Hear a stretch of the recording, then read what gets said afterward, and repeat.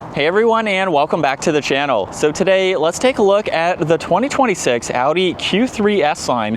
This model is finished off in Mythos Black Metallic with options. MSRP is just shy of $51,000. So this is the all-new Q3 that has a lot of differences compared to the previous model. And we'll start underneath the hood, where it still retains the 2-liter 4-cylinder turbocharged engine. It's now paired to a 7-speed automatic, and it pumps out more horsepower and torque. 255 horsepower, 273 pound-feet of torque. It's all-wheel drive. It'll do 0 to 60 in 5.5 seconds. And as far as MPG goes, you're looking at 22 in the city and 29 out on the highway. Now this also has some new technology for the headlights. DRLs and turn signals are up top. Headlights and high beams are in that darker lower section there. There's also the Audi logo, which is the sensor for distance pacing. There's a forward camera, all the parking sensors. It still retains the hexagonal design for the grille, and then there's tons of cutouts to provide cooling for all the components up front, and then a few crisp lines that come down the hood. Now this also has an updated suspension, and this particular model has an optional set of 20-inch wheels with the two-tone design there.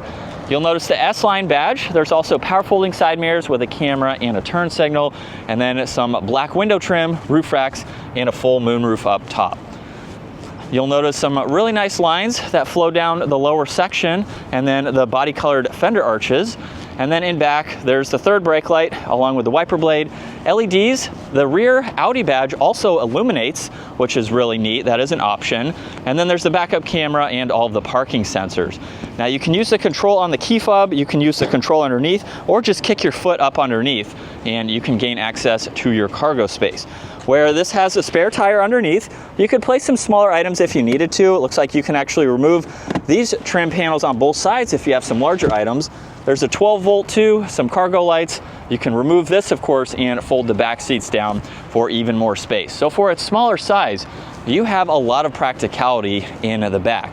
Now, if you use the control on the right to lock the vehicle as you close that, just grab any door handle. This is the sensor here to lock the vehicle, and then just by grabbing the door handle, they will unlock.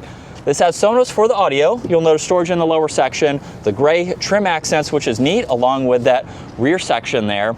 And then for these seats, they have more of the gray stitching. Pull the release down below, and you can actually lock the seat in the lowest section there. And now you have the large cutout to place items. You do have to release the seat, and then you can fold it back and recline it. They also move forwards and backwards, so there's a bar underneath for more leg space or more cargo space, and you have a little bit of storage hidden in between the door and the seat. Now at 5'10", I have a good bit of space. There's some storage nets, auxiliaries, vents, and temperature controls, and I have about 1.5 inches of headroom, which is surprising for this smaller vehicle. So you could have adults riding in the back, you could fit some car seats back here. It's a very usable, smaller size SUV, which is nice to see. You'll notice Audi and Q3, and then up front, the mirrors are also heated. There's window controls, memory seating adjustments, the liftgate release, and then more storage down below, and power operating front seats. And then this is your grab handle. Has a nice floating design to it, integrated right there. And then for this Q3, we do have some interior changes. You'll notice behind the steering wheel, there's this connector bar here. On the left side, turn signal stock. There's also the wipers for front and rear. You have the high beams that you can adjust. And then on the right side, this is your gear selector. So with the camera system, you have no shortage of visibility, so you can monitor everything around this vehicle. There's also some parallel parking functions that you can start and gain access to, along with backup assistance. And then drive and sport mode is going to be down. Park's located on the end of the stalk. Now between those controls and the steering wheel are the paddle shifters. And then this also has a heated steering wheel. There's volume tuning along with a shortcut for the steering wheel. So you can decide what you like that to be set up for.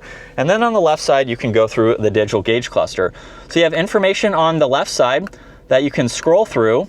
And then on some of the screens, you will be able to go up and down. So you can look at a little bit more information. And then you can scroll to the right side too. You can also adjust what you'd like to see for the background. So if you're using the navigation, you can pull that up. If you just want to see the tach or your distance pacing, you have a few to go through, and then you can also set up your adaptive cruise and lane keeping assist there. Below that is the cruise control stock, very similar to the turn signal and the drive select mode. There's also headlight adjustments, storage down below.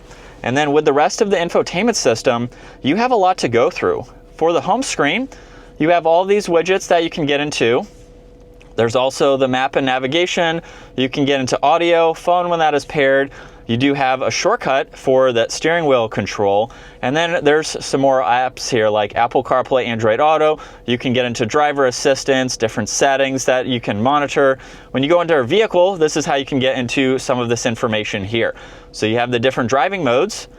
There's also lights, display, service, and then you have some more here just to get into and monitor. Now the lower section is also fixed where there's heated seats, temperature adjustments. When you click on menu, this is how you can get into the climates, and you can also adjust the rears too. And then you can hit X to go back to the normal screen, and you have a few other defrosters down below. There's this neat wood trim accent along with vents underneath that. There's also a shortcut to the driving modes. Traction control, engine start stop, hazards. There's a shortcut to the camera system, and then you can also pull up some of this information here where you have quite a lot to turn on and off depending on how you want the vehicle to react. So you can easily go through all of this information, which is very nice. And then underneath that, you can open up this lid where there's wireless charging along with auxiliaries. There's volume and tuning, the e-brake and cup holders. There's storage in the armrest along with some ambient lighting strips, and then a locking glove box. Garage door buttons up top, touch sensitive dome lights, and then there's adjustments for both the sunroof and sunshade. And then here's a look at visibility where you can easily see over both shoulders for this smaller SUV. And still in dynamic mode, second gear, here we go.